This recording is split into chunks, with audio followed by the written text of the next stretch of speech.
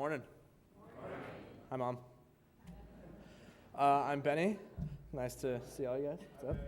Hey, Brad. How you doing? All right.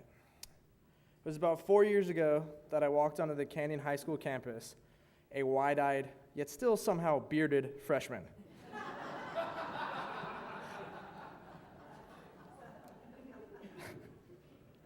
It was the beginning of a brand new chapter in my life.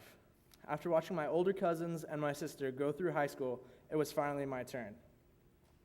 For appearance's sake, I played the part of the excited freshman, but in reality, I was struggling with the deaths of both of my grandfathers and the death of my 27-year-old cousin, who was the older brother that I never had. I had been born and raised a Christian, but having lived the sheltered life I had, with my parents providing everything a kid could ask for, I'd never had my faith tested. I wasn't prepared to handle these blows.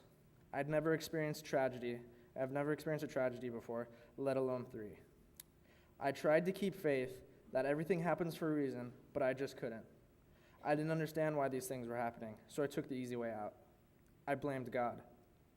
I blamed God for my issues and ended up completely losing my faith. In dealing with my issues, I turned to the only outlet I had, sports. It was the only time I could forget my problems. Whenever I stepped onto the basketball court or the football field, nothing else mattered.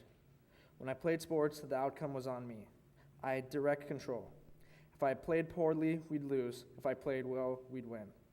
It gave me the feeling that I was in control, which I had been lacking otherwise. For the first 2 years of high school, I followed this pattern. I just bottled everything up and used sports as a crutch.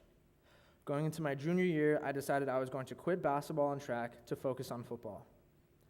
Halfway through the season, I sustained a concussion that sidelined me for 4 weeks, and on my first day returning to practice from my concussion, I hurt my knee.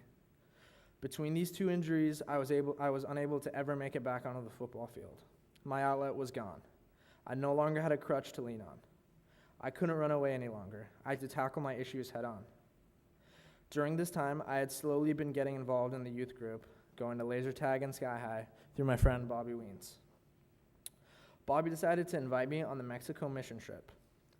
I was really excited to go, but I had never been out of the country, but my parents were a little leery about the whole thing. Tijuana doesn't exactly have the best reputation. I had to go to Lisa, and she was able to convince my parents that their baby boy wouldn't be kidnapped by the drug cartels.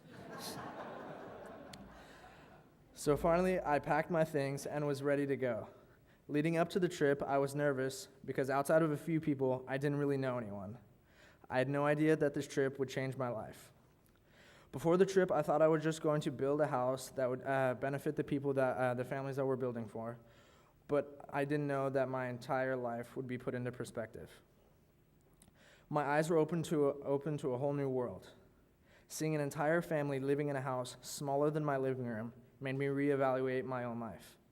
Yes, I'd had tragedy in my life, but I have so much more to be grateful for. I live a life most kids dream of.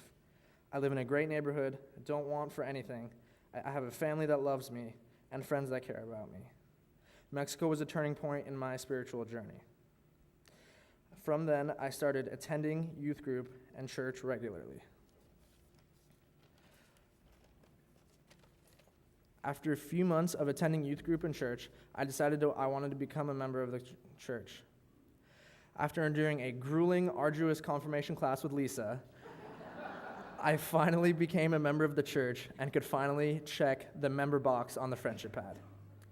In hindsight, getting involved with this church was one of the best decisions I've ever made. Now that the roller coaster that is high school is over, I'm in the same position I was in 4 years ago. A significant chapter in my life is over, and a new one is just beginning. The page is just waiting for me to turn it. I can't wait.